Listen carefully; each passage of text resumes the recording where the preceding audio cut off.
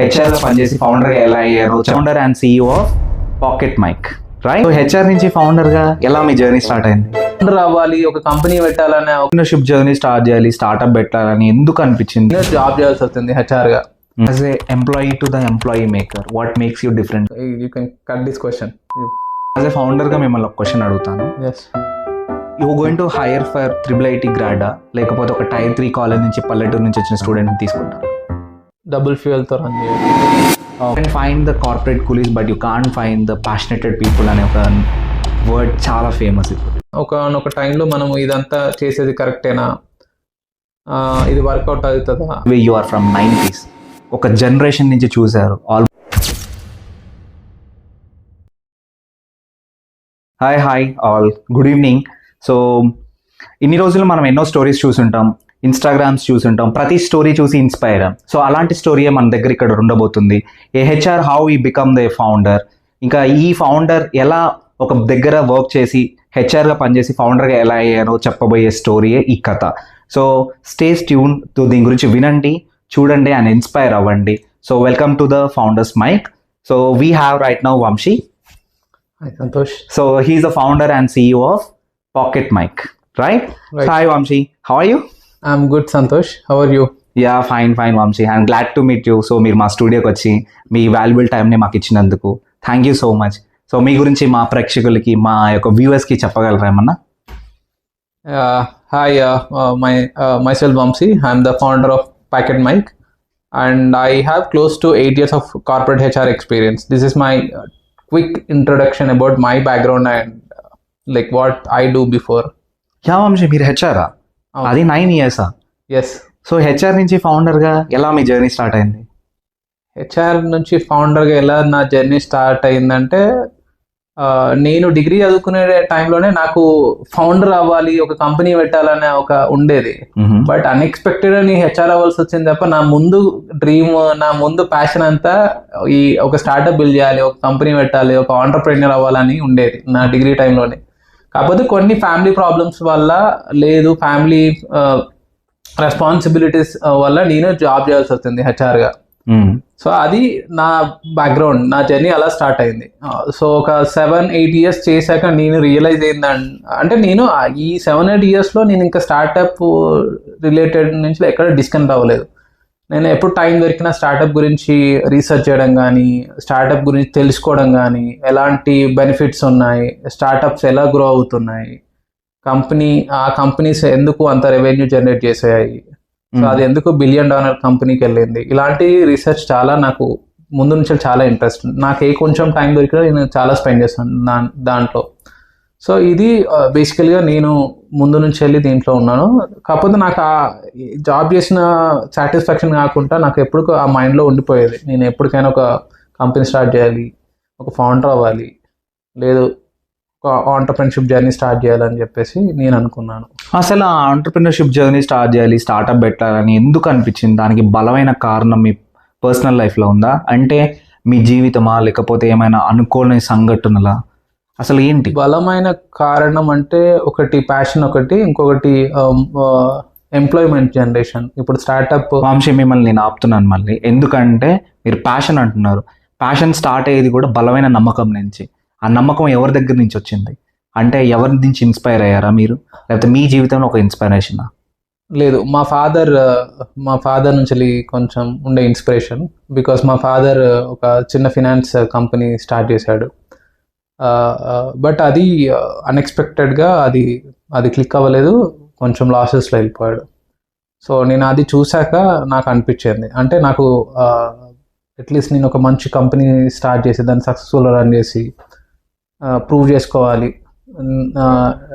Like మా daddy పేరు నిలబెట్టాలని చెప్పేసి అలా నాకు. Can we say like this, a father's failures to the son's success?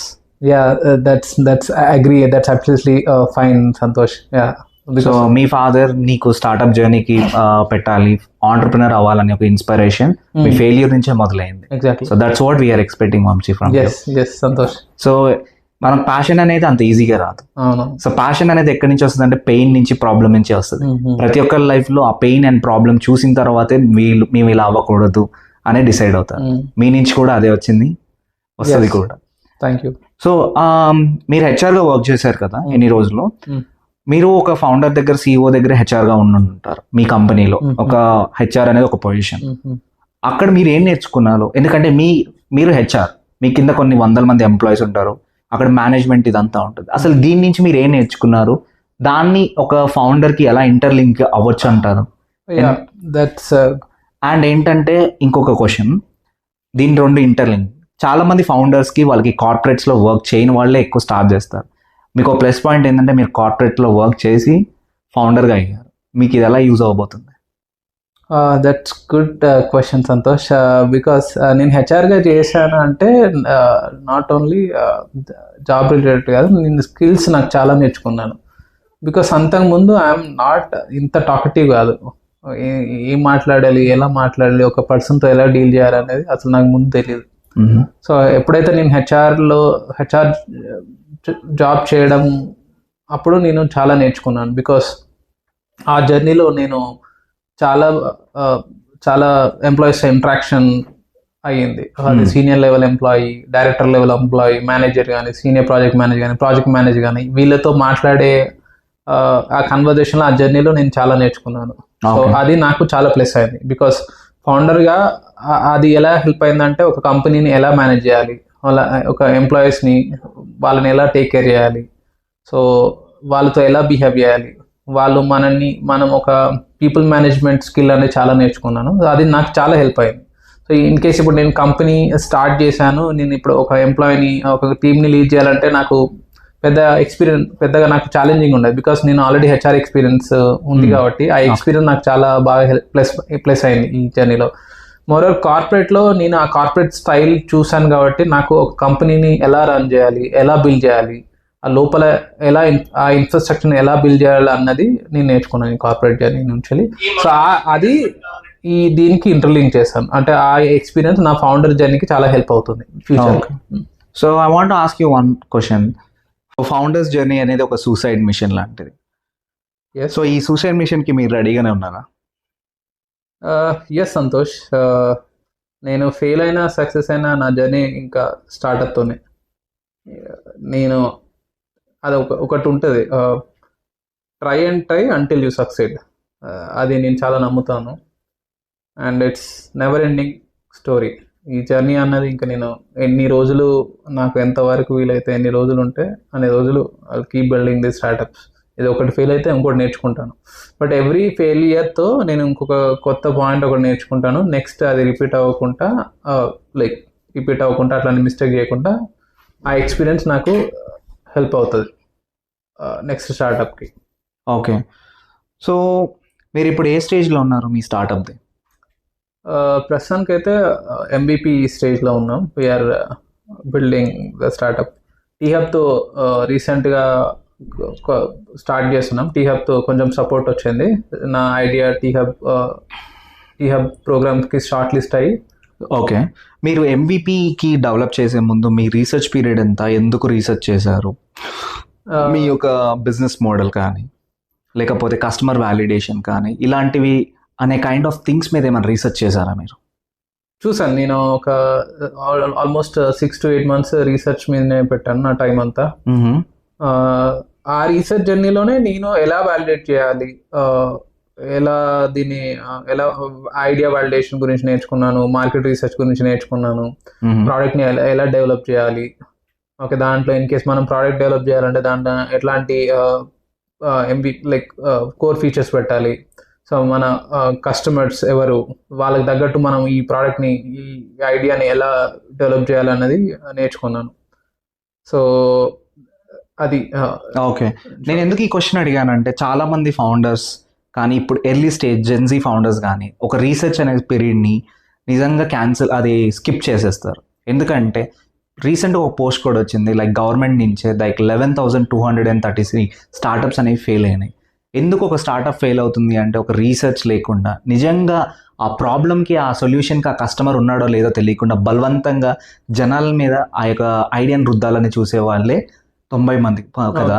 మీరు దీని కేటగిరీయా లేకపోతే ఎలా డిఫరెన్షియేట్ చేస్తారు ఈ స్టార్టప్స్కి మీ స్టార్టప్కి? As early stage founder? ఏ స్టార్టప్ ఐడియాకైనా రీసెర్చ్ కంపల్సరీ. మీరు ఆ రీసెర్చ్ పార్ట్ అనేది స్కిప్ చేస్తే ఇంకా మీ స్టార్టప్ ఫెయిల్యూర్ అయినట్టే. మోస్ట్లీ 99% అక్కడ మీ స్టార్టప్ని మీరు రన్ చేయలేరు, ఆ ఐడియాని ఎగ్జిక్యూట్ చేయలేరు అంటిల్ మీకు ఒక లక్ కానీ లేకపోతే ఆ టైం ఫేవర్తో కలిసి వస్తే కానీ ఆ 1%లో మీరు ఉండే ఛాన్స్ ఉంది. బట్ మోస్ట్ ఆఫ్ 99% మీరు మార్కెట్ రీసెర్చ్ మీరు అంటున్నారు కదా వంశీ లక్ అని.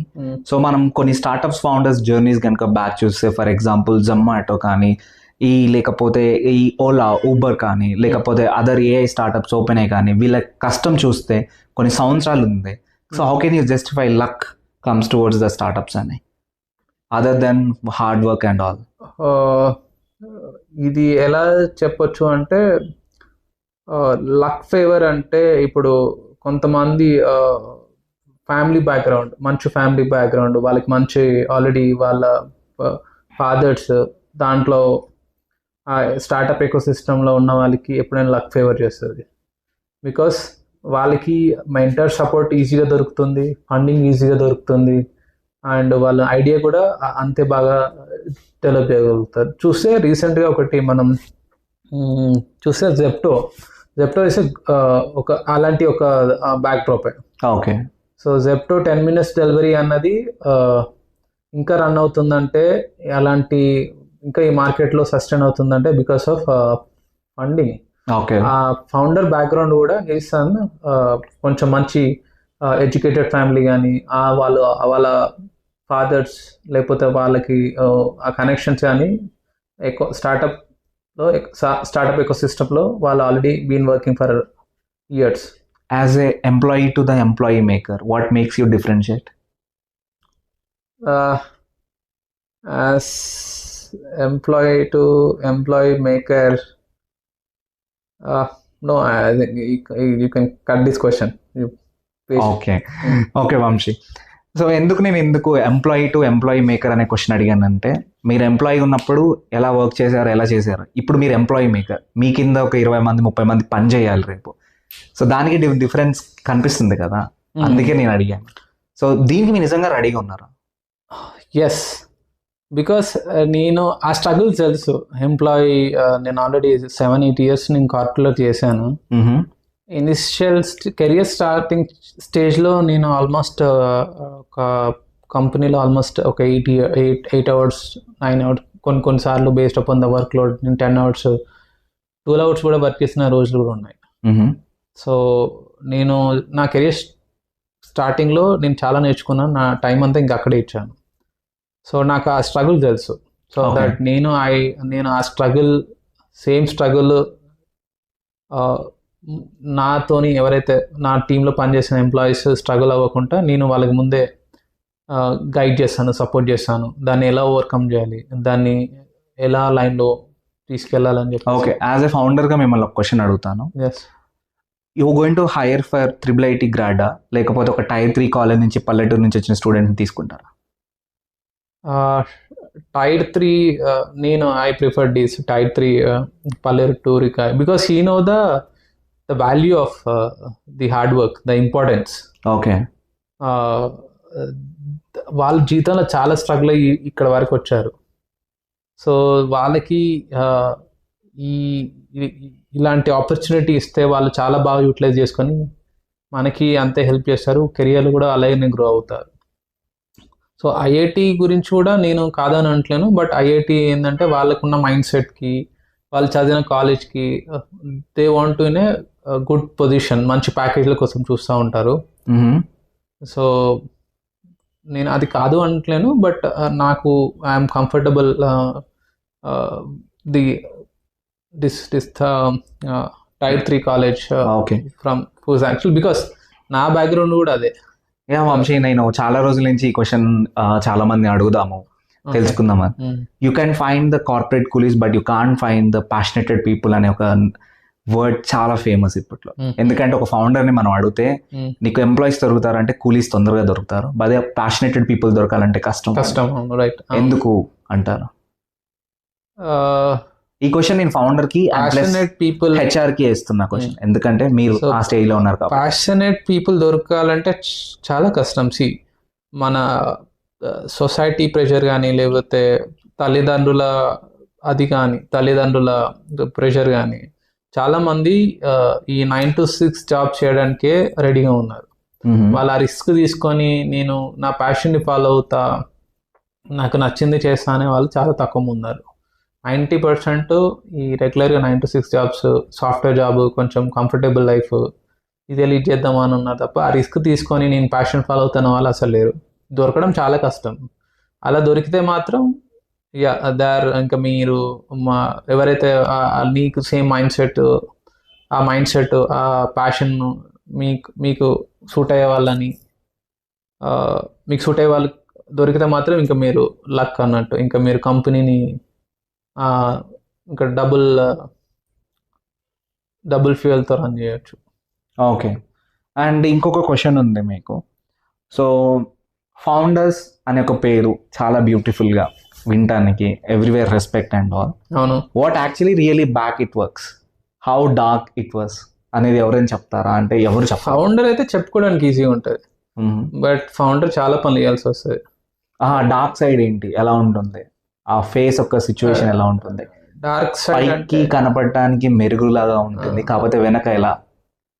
మనకి కొన్నిసార్లు ఎలా ఉంటుంది అంటే మనం ఒకనొక టైంలో మనం ఇదంతా చేసేది కరెక్టేనా, ఇది వర్కౌట్ అవుతుందా, లేదు ఇది మనతో అవ్వదు అనే క్వశ్చన్లు చాలాసార్లు మనకు మైండ్లో వస్తాయి. ఎందుకంటే ఈ జర్నీలో నాకు చాలాసార్లు వచ్చాయి.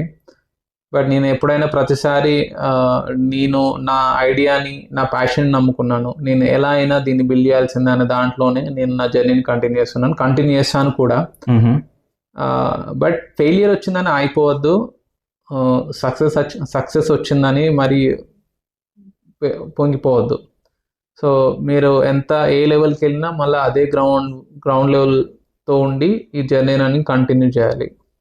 ప్రజెంట్ రైట్ నౌ ఉన్న జెన్జీ వాళ్ళు పని చేయడానికి కానీ, సో ఏమైనా ఇంట్రెస్ట్గా చేయడానికి కానీ చాలా డిలే చూపిస్తుంటారు. అండ్ వాళ్ళకి ఏదైనా తొందరగా రావాలి, ఫాస్ట్గా రావాలి. అసలు ఈ జెన్జీలో చాలా వరకు మన స్టార్టప్స్ చూసుంటాం. ఆ స్టార్టప్స్ ఏంటంటే ఒక అప్లికేషన్ డెవలప్ చేసి మేము ఇదే స్టార్టప్ అని, ఇదే మేము చేస్తున్నాం అని చెప్పేసి పోర్ట్రే చేసుకునే వాళ్ళు చాలామంది కదా. అసలు మీరు వీళ్ళకి ఏం మెసేజ్ ఇద్దాం అనుకుంటున్నారు? Because why am asking you are HR for the corporate industry and you came to the founder and by the way you are from 90s. ఒక జనరేషన్ నుంచి చూశారు, almost 4-5 generations you're seeing from మేము పుట్టి పెరిగి చదువుకొని దానికి ముందే మీరు అన్నీ చూశారు కదా. మీరేం చెప్దాం అనుకుంటున్నారు? That's a good question Santosh. ఇప్పుడున్న జెన్జీకి అన్ని ఇన్స్టెంట్, అన్ని ఫాస్ట్గా దొరకాలని చూస్తున్నారు. బట్ సో అంతే ఫాస్ట్గా మీకు వచ్చింది అది ఎప్పటికీ నిలవదు. అది మన హిస్టరీలో కానీ మన పెద్దవాళ్ళు చెప్తా ఉంటారు, ఏది అంత ఈజీగా, ఏది కష్టపడకుండా వచ్చింది అంత ఫాస్ట్గా వచ్చింది అది ఎప్పటికీ నిలిచిపోదు అన్నారు. సరే అంతే ఫాస్ట్గా వచ్చిందంటే మీరు దాని ప్రెషర్ కానీ దాని సర్వేలు కానీ మీరు దాన్ని ముందుకు తీసుకెళ్ళాం కానీ మీరు ఎప్పుడు ఫెయిల్ అవుతూ ఉంటారు. సో పేషెన్స్ ఏదైనా మీకు జెన్జీకి చాలా పేషెన్స్ అనేది చాలా ఇంపార్టెంట్. సో పేషెన్స్తోనే మీరు ఈ కంపెనీని గ్రో చేయగలుగుతారు. ఎందుకంటే నేను one of the best examples, Apple, Google, Microsoft, Facebook ఇవన్నీ చాలా పెద్ద ఎంఎన్సీస్, పెద్ద కంపెనీస్.